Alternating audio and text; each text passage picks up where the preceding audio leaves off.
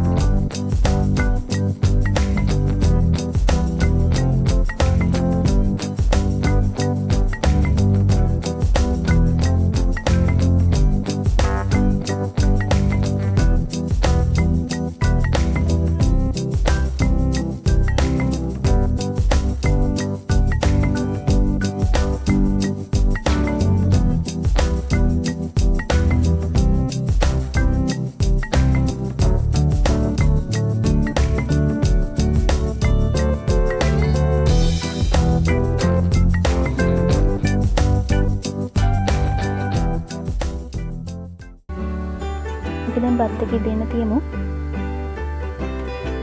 බත් එක ඉදුණාට පස්සේ කොහොමද කියලා බලමු අපි. මම ඒ අතරේ මම වෙන් කරගත්ත චිකන් ටික බැද ගන්නවා.